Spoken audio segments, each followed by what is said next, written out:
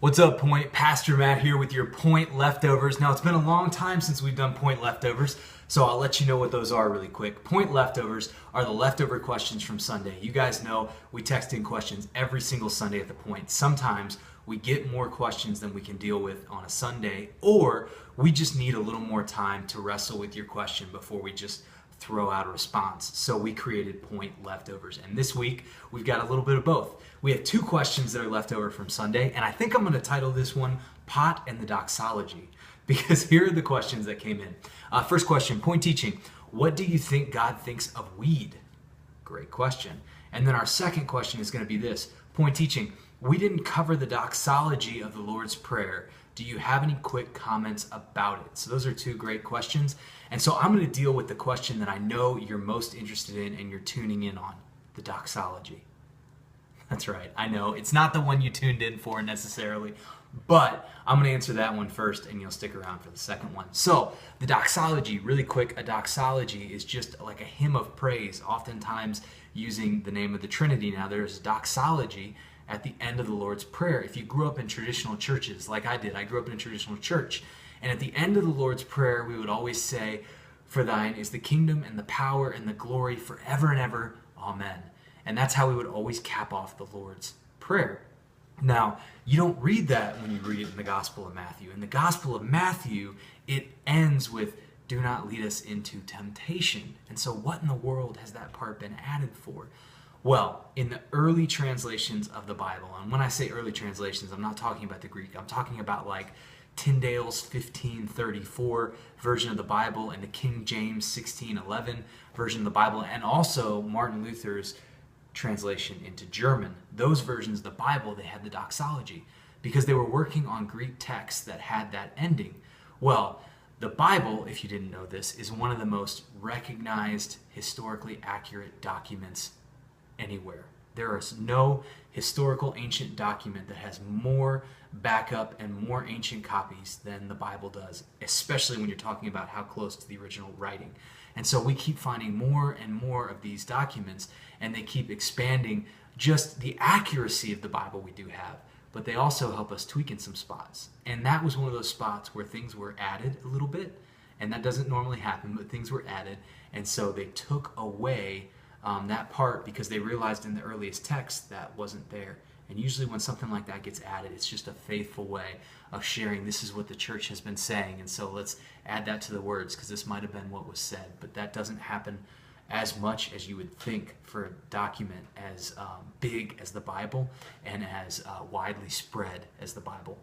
So they omit it. And so why didn't we deal with it in the Lord's Prayer series? Because one, it wasn't in the Gospel of Matthew, so we just dealt with the stuff that was in the Gospel of Matthew.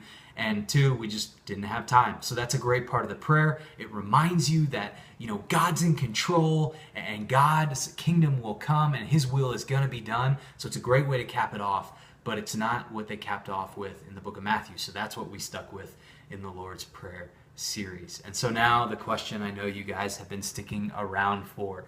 It's the question that came in that said, Point Teaching, what do you think God thinks of weed? This is a great question. And I think a lot of times this question stems from the question that comes in, is it okay for Christians to smoke weed? This is what I will tell you. I used to lean on this phrase, which was this. In the book of Romans, Paul talks about the authorities in place, the governments and the rulers. And he says, Romans 13:1, he says this, "Let every person be subject to the governing authorities, for there is no authority except from God." So what Paul is starting to say here is that, look, the authorities that are in establishment, they're from God. They're not perfect, but they're from God. So as far as they do not conflict with God's will, you need to respect their authority. And it says this, "And those that exist have been instituted by God." Verse 2, "Therefore, whoever resists the authorities resists what God has appointed, and those who resist the will incur judgment." And so what God is saying is, look, respect the authorities over you as the authority that will be judged for the way they judge you, which is really important. And as long as it doesn't butt up against the will of God, then what I would say is this, then you need to follow the authority. What would butt up against the will of God? Let's say, for example, the authorities come in and say you can't believe in Jesus or you can't love Jesus. That would butt up against the will of God, so you wouldn't follow that. Now, back to our original question. So recently, there have been changes in the law in places like Colorado, where weed is now legal to use. So it brings up the question, well, okay, Pastor Matt, if it's legal to use now, what does God think about it? And this is what I would say. There's nothing explicit about the use of marijuana in the Bible. That's just the reality. But the Bible does have a lot to say about the things we do and how they impact our witness and the world around us. So Paul had a similar issue, but the issue was with food sacrificed to idols. See, what they used to sacrifice food to idols and sometimes would sell it in the marketplace and people would buy it and eat it. But this would really offend people who were of Jewish origin because you just didn't eat meat sacrificed to idols. The reality is when Christ came, Paul said, look, these aren't real gods, so it's not really a big deal. It doesn't matter what you eat. But Paul did say it does matter what your witness is saying. So Paul says this in the book of 1 Corinthians, starting at chapter 8, verse 8. Food will not commend us to God. We are no worse off if we do not eat, and no better off if we do. So he's saying, look, it's not about the food you eat and put into your body. He says, but verse 9, but take care that this right of yours does not somehow become a stumbling block to the weak.